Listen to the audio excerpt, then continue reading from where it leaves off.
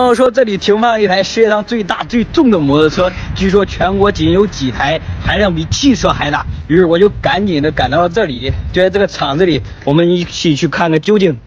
跟着这位网友的指路，进入了厂区的内部。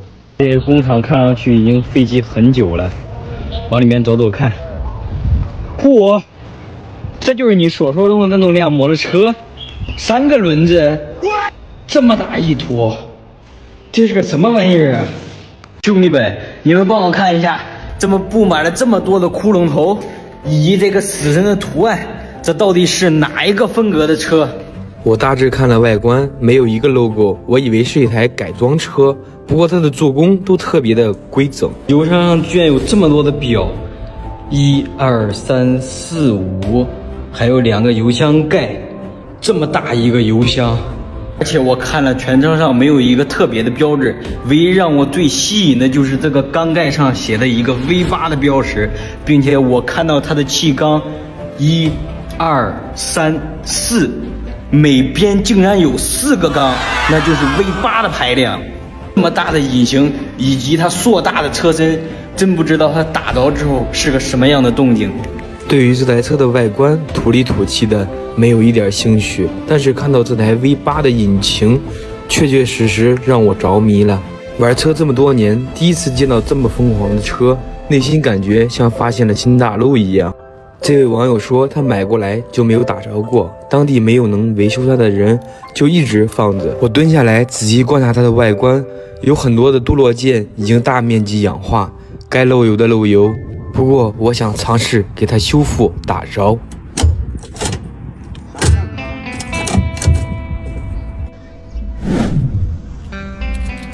为了这次的拍摄更清晰，我特地换了台苹果13，在转转上买的二手机特别划算，我这个才花了3600，比新机便宜了1000多，跟新的一样。而且转转是一个官方验的二手平台，每台手机都经过真人检测，上面的二手平板和电脑也很不错，全都保修1年，强烈推荐买二手，就买官方验证过的。固定好我新买的手机，开始拍摄。现在我要试一下坐上去是什么样的感受。哇，这个感觉绝对是个大佬级别。哎，这车有没有钥匙呀？这个车拿钥匙能启动不能呀？放5、6年了，你启动不了。这钥匙看上去也是有故事的，锈迹斑斑的。这是它的钥匙门，给它打开，看有没有反应。嘿，没有反应。放了这么多年，肯定也准没电了。网友开过来一车，准备连一下电瓶，看看会不会有奇迹发生。电源也给连接上了，来打开钥匙，试一下功能是否正常。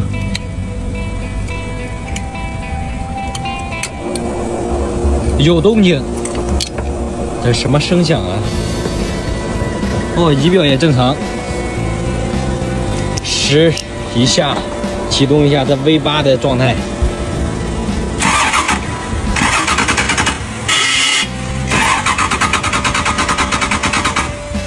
哇，可以！真的没想到这台 V8 的引擎可以转动，这代表有着车的希望。目前什么工具也没有，只能回到车库去维修它。给这位网友商量一下，看是否能便宜点，让我带它回家。最后还是以15000块钱买下这台大 V8，不过老板还是很热情的，最后给我找一个板车拖回家，走，回家一起研究它。300公里的路程，我用板车把它运回家。这台大摩托车已经到家了，下一步我得赶紧把它的引擎修好，试一下打着火之后是多么的震撼。我花了飞铁的价格买下了这一堆，我已经迫不及待的想拆解这个大盲盒。祝我好运，万物皆可盘。我也是第一次接触这么大的摩托车，哦不对，是怪物，因为它装了一个非常大的引擎。我先大概了解一下它。第一步，先用车库的充电机给它搭上电。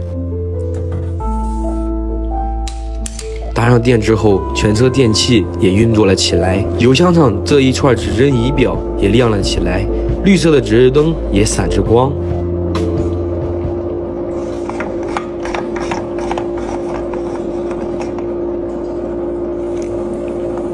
哇，里面已经锈得不成样子了。这个油箱只能清洗之后才能使用。我得找到它的燃油的位置，给它加上汽油。油箱的锈迹告诉我不能使用它，得需要修理。接下来找找它的供油系统。我去，这个就应该是它的供油系统吧？这么大一个，第一次见这种结构。先不管它，先给它找到通上油，试一下能不能打到车。它的供油装置跟我想象的一样，比我脑袋都大，里面准住着一个油耗子，给它先喂上点98号汽油，看看合不合它的胃口。打着车前先看一下机油，还好没有问题。放了这么长时间，也不知道燃烧室的情况怎么样。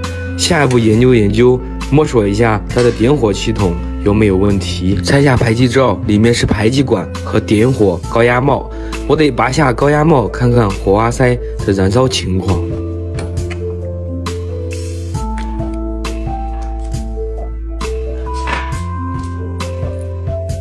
从目前来看，火花塞的头部已经腐蚀严重，我得把它的火花塞全部拆下来。这台车一共有8个火花塞，全部拆下来要费点功夫了。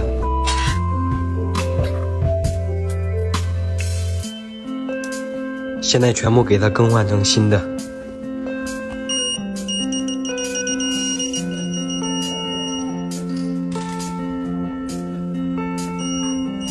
花了1个小时，终于把这8个火花塞更换完毕，装上排气隔热板。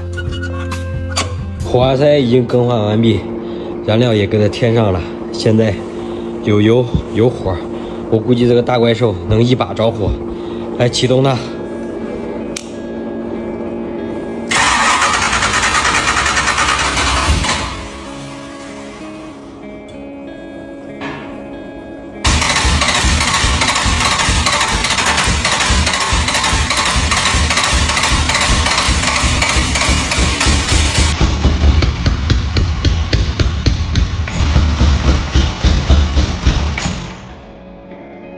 完了，又失败了。打车的时候出现了连续的反喷，我感觉应该是这个供油系统出现了问题，还没有着车就下掉了这么多的燃油，应该是燃油进到气缸里，然后产生了爆炸。看来我得研究一下这个棘手的这么大一个化油器了。快要着就是着不起来，真的是有点着急。现在只能拆解这个喷油装置，看看是不是它的问题。喷油装置拆下来之后，把头探进进气管内，可以很清晰的看到内部的汽油这么多，这应该是内漏造成的。这个化油器装置我也是第一次维修，它的外观已经布满了黏黏糊糊的灰尘和油污，只能看到一个鲜红的标牌，看样子它的工作状态很差。不管怎样，我得尝试去维修它，摸清它外观的结构，开始拆。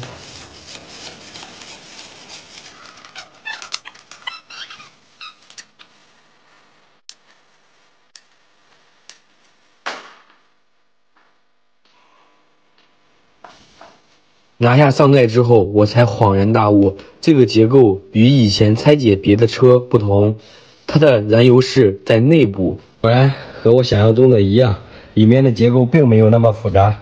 这个是它的油壶子室，油壶子随着油面的升高，这个通道才会被堵住。看样子里面已经锈得很严重了，我只有把里面给清理干净，然后把油道给它疏通，估计就能够完美的解决。用汽油把所有的元件给它浸泡住，接下来就是对它漫长的清洗。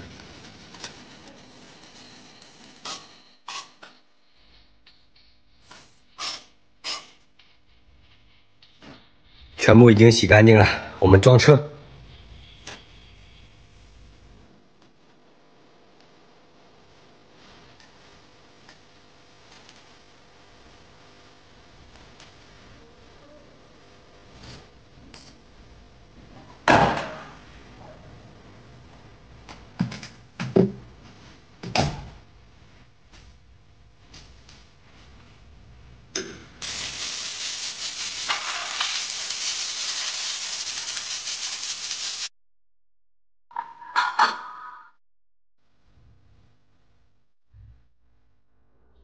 所有工作已经准备就绪，进行对它第2次启动。来，打开开钥匙，进行对应第二次启动。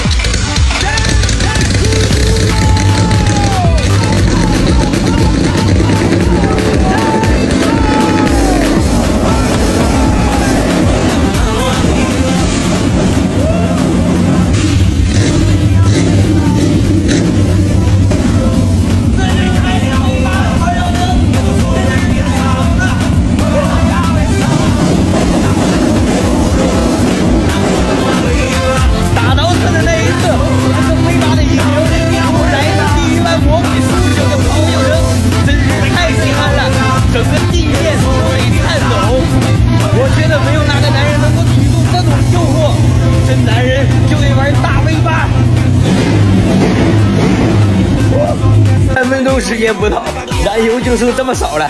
我想问，什么家庭才能弄得起呀？下一步我得研究一下如何让它动起来。这儿我花了15000块钱从一个废旧工厂买了过来，于是我就一步一步的摸索，终于把这个 V8的引擎给修理好了。我们一块来启动它，听一下它的咆哮声。打开它的钥匙门，启动它。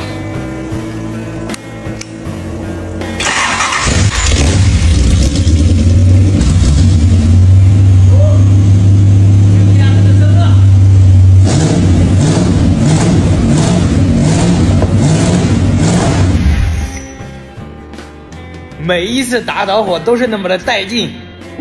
现在我们一起把它推出去，我们一块去试车。对于这台这么大排量的大块头，我也是第一次骑它，不知道我这么小的体格能驾驭了它不能，内心又恐惧又好奇。戴上我的头盔，先给它启动着。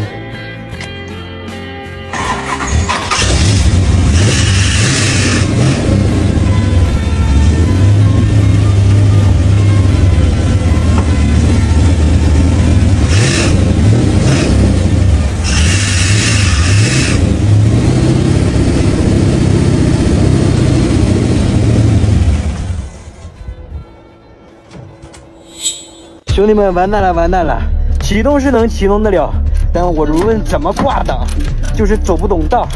这到底是什么情况啊？这个情况我也是第一次遇见，刚才那股高兴劲儿一下跌到了低谷，我得把它重新推进车库，开始研究它。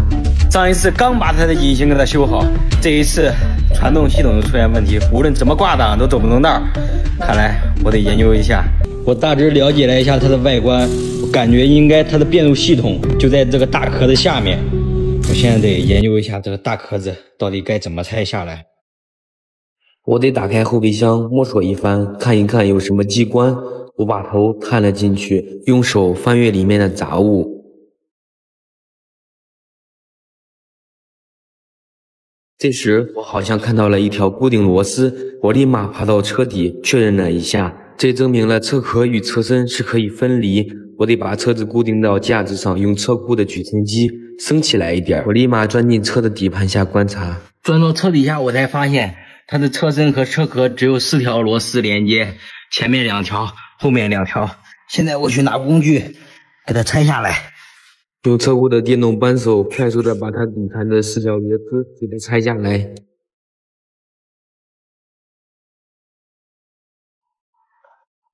螺丝都给拆完了，现在我得找一个帮手跟我一起把这个大壳子抬下去。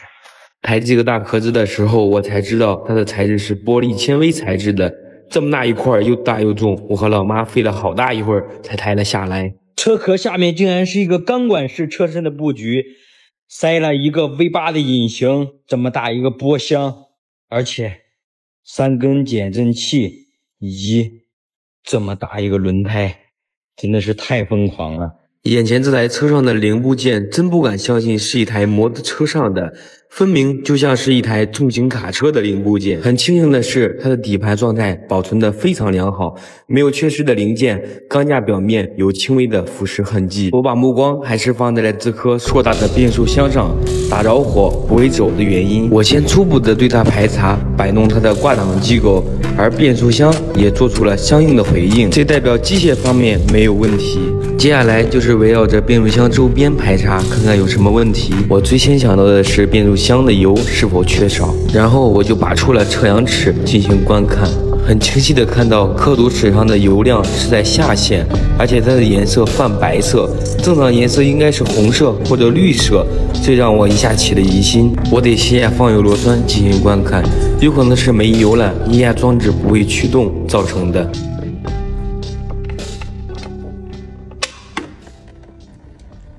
我去，怎么一点油都没有？我操，坏事了！我还变质了，完蛋了！这个波箱好像是进水了，里面没有多少油，而且油也变质了。现在得给它拆开，看看里面是什么情况。看到这一幕，我已经想到了很不好的画面。这台车在之前遇到过恶劣的环境使用，它现在变速箱的状态就像脑子进水，给它下达前进的命令，它却一脸懵。油底壳被我拿下来之后，里面很清楚的看到有没有被溶解的水，还有黑乎乎的杂质。我发现这个变速箱应该被人修过，打了这么厚的胶，还有这个纸垫子。油的话也进水了，不知道哪里进的水。还有这个是个什么玩意儿？先不管它，先看到底哪里进来水。看了一圈，这个变速箱密封都很严实，唯独机油尺这边有聚水的可能。波箱进水的问题我也给找到了，应该就是这个波箱的检查机油尺，这边有一个支架没上螺丝，一拿就拿下来了，肯定是过积水的时候溢进去水了，导致变速箱乳化。这看来是一个很小的问题，导致粗心没装螺丝酿成大祸。拿出来之后观看密封橡胶也没什么问题，我把表面处理干净之后再给它装回去，又给它补了条螺丝固定上，这样就解决了主要原因。我手里拿的是变速箱的吸油盘，而上面被各种杂质快要堵住，我得把它清理一下。这台车因为时间太长，车上的零部件很难买到，只能对每一个配件用心的呵护和修理。它的油底壳也是脏的，好像从垃圾堆刚捡来似的。我用刷子一点一点的去清理，清理出来的污水比墨水都黑，真的难以想象以前的工作状态。最后就是拿高压水枪对它进行神圣的洗礼。清洗干净之后，重新对油底壳结合面打上密封胶，这个密封胶也必须要均匀涂抹，手法一定要稳，这样才能保证装上去之后不会再次漏油。按照顺序依次装上吸油盘，再装上油底壳，最后再拿上车库的扭矩扳手，给它打上合适的扭矩。它的机油上次打着火没有更换，这次给它更换掉机油。车厢的油底壳已经安装完毕，给它加上新油。变速箱故障已经处理完毕，我即将给它添注上新的变速箱油。它的散热器内也有变质的油，利用新油给它清洗出来。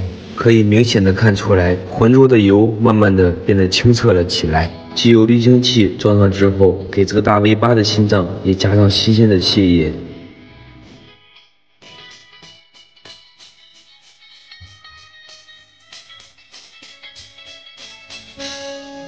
万事俱备，只差试车。我简单的把油箱、坐垫给它装上，我得去找一个空旷的地方去测试一下它的变速箱是否正常。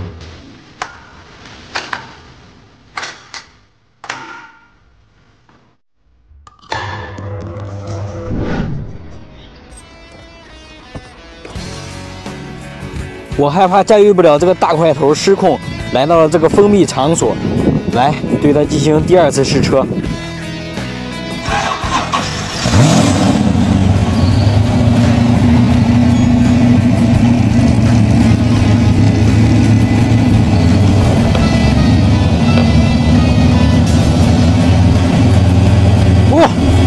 动起来了，动起来了！哇！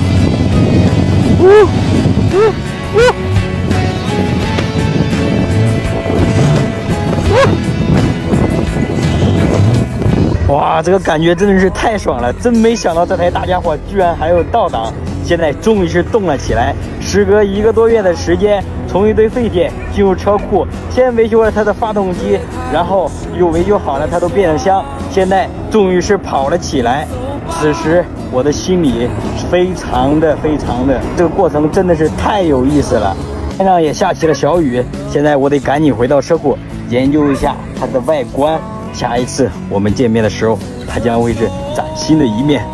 兄弟们，你们还记得那台8个缸6.2排量那种巨型摩托车吗？这就是它的外壳，然后这个车现在全部都已经拆解完了。这个就是它的 V8 的巨大的引擎，然后就是它全身的电路件就已经腐蚀特别严重了。经过了漫长4个月的时间，它全身的电路件都已经恢复了原来亮晶晶的效果。然后接下来对它的外观进行修复。目前有一个非常困扰我的问题，就是它的外壳，我不知道该选择什么样。前段时间我不是弄了我自己那台哈雷嘛，结晶漆那种效果还挺不错的。但是这台微型8缸的外壳，你们看上面全部都是这种死神涂鸦喷绘上去的这种手艺，但是有很多地方都已经受损了。你比如说它的前泥瓦已经受水非常严重，需要修复的很多配件，所以说这个板块也不行。我打算用那种结晶漆的方案给它全部做一遍，还是一起拉到我好朋友那里帮我一起完成。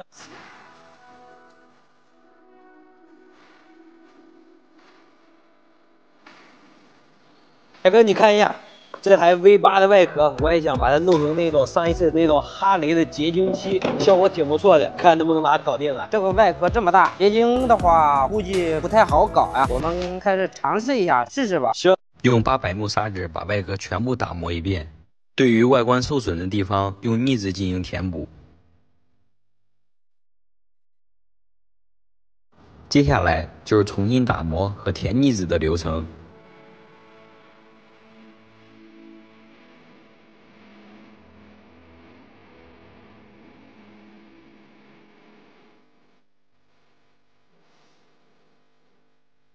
兄弟们，现在终于已经修复打磨完毕了，这是我们最终想要的参照图。第一步就是给外壳喷涂一层黑色的底漆，而喷黑色底漆的目的是为了衬托出后续红色漆的艳丽。喷完黑色底漆之后，就是开始调节结晶漆的核心工作了。为了保证这一次实验一次性成功，我用这种电子秤来给它量取它的克数，123克。水的话一定得用烧开的热水，差不多。然后把它们全部搅拌均匀，再来一点结晶。这一次需要结晶的东西比较多，然后我采用这种喷壶给它加上尿素。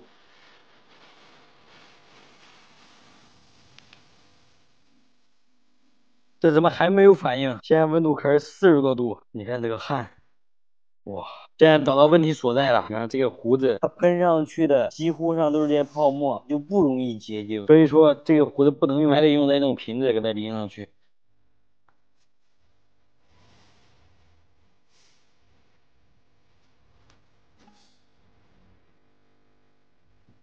哇，兄弟们，真没想到这个外壳结晶的效果，属实震撼到我了。它像不像有那种龙的图腾那种感觉，百般交错，而且高低起伏的，看着特别的有质感。其他的件结晶的一大半了，这些哇，漂亮。油箱现在结晶效果也非常的漂亮。结晶之后的花纹就像由内而外长出来的鳞片一样，独一无二，栩栩如生。接下来就要给它喷上最后的主调色。混弄红色，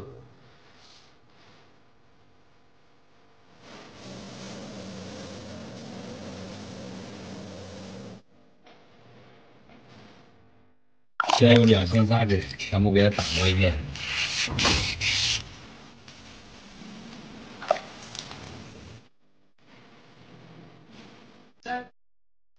对吧？这一次又失败了。这个外面的红漆喷的太厚了，打磨不掉，然后它的纹路也非常的不清晰，给不到我想要的效果。现在只能说用脱漆剂全部把它给脱一遍，然后再一次尝试，再一次结晶，再一次去喷这个颜色，干嘛？原本只是想着喷厚一点能体现出红色的鲜艳，没想到油漆直接把结晶的纹路全部都给盖住了，然后造成了很难打磨出纹路，有的甚至还直接打磨到了底漆。所以现在只能全部再重新的返工。从白天弄到了晚上，这是第3次了，现在立马开始进行结晶。我又重蹈覆辙，按照原来的步骤给外壳结晶。不过这次我聪明了，用喷壶那个坑算是跳过去了，效率比前几次快很多。人多力量大，总算是补救过来了。这次结晶效果还是非常满意的。这一次喷红漆不敢大意，只是薄薄的喷了一层。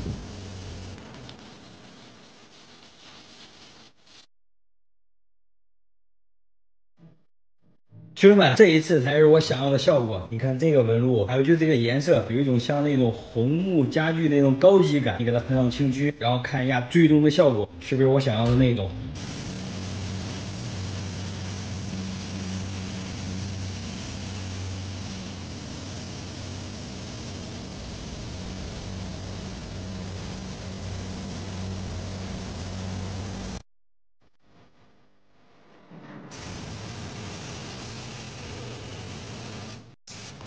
哇，这也太漂亮了吧！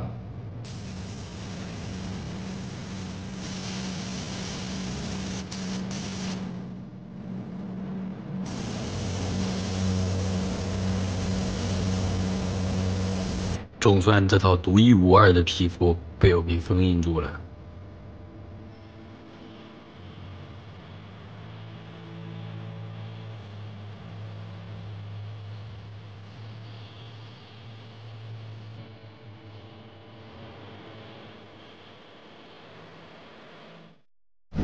经历了前几次的失败，最终还是战胜了困难。它简直是个艺术品呀！现在的颜色比我想象中的还要满意，完全符合这台 V8 引擎的气质。看到我身后这一堆零件了没有？给我一点时间，我将会让它重回当年王者巅峰那个时代。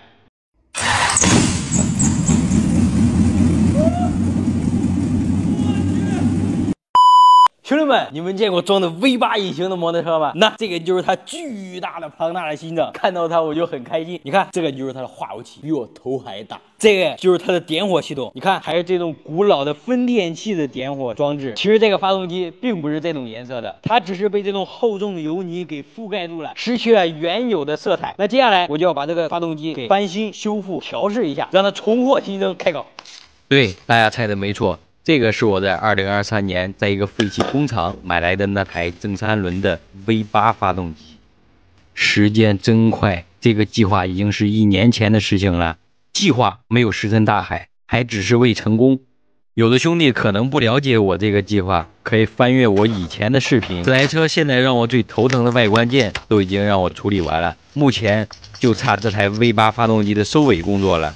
说实话，这台发动机我觉得从出厂到现在都可能没有清洗过，而厚重的油泥足足花费了我半天的时间。但是在我清洗的那一刻，它原有金属的色彩光芒出现在我眼前的时候，真的是太漂亮了。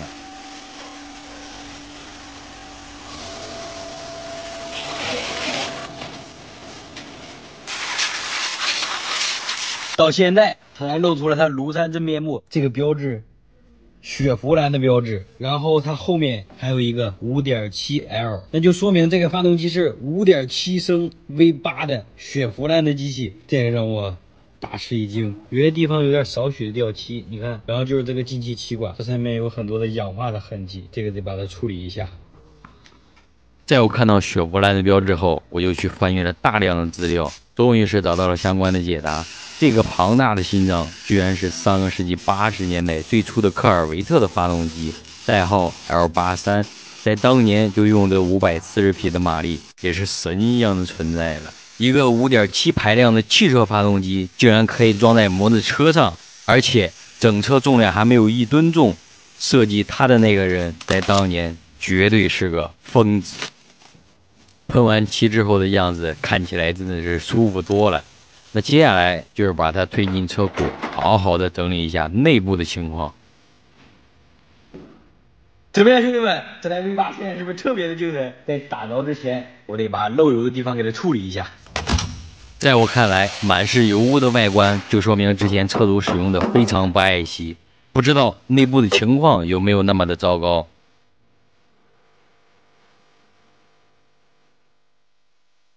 给你们分享一下 V8 的构造原理，它和普通四缸不一样。你看，一个曲轴柄上面连2根连杆，然后就是它的凸轮轴是一个中置的，就这么一根。这么长时间过去了，它这个发动机里面特别的干净，活塞跟新的一样。然后它的钢筒上面网纹清晰可见，它的滤网这边一些胶水啊这一类的，把这些清理一下。兄弟们又掏上了，真不敢想，这个发动机30年过去了。内部的情况真的是太漂亮了，几乎没什么磨损，悬着的心终于放下来了。看来今天的运气相当的好，那我就要赶快清洗干净，准备点火试机。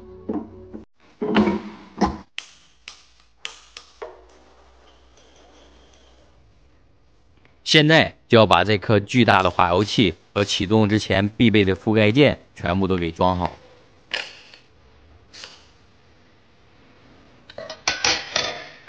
完了，你们看这个启动盘没办法装在后面，看来我得找另一个平台给它打着火了。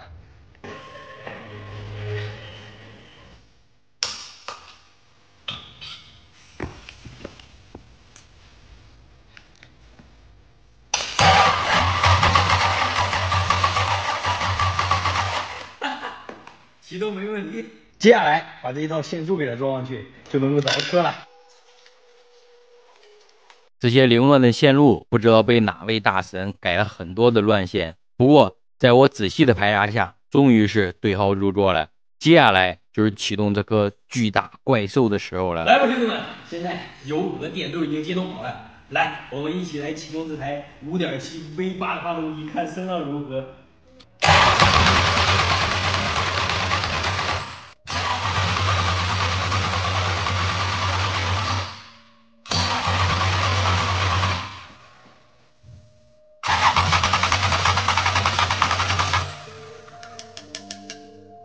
活塞竟然没有火花出现，又得重新排查这令人头疼的线路了。问题终于找到了，就是这个分电器这边，它的这个没有信号，它和负极是没有信号的。我得沿这根线找下去，然后找到它所在的位置，给它接通就 OK 了，就可以启动了。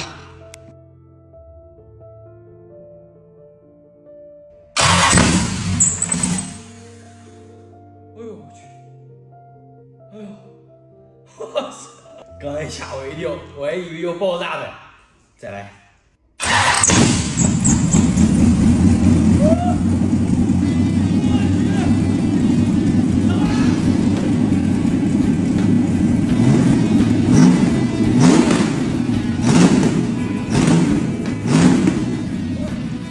来吧，兄弟们，带你们感受一下 V8 发动机启动那一刻的恐惧感有多么的强烈。来，再次启动。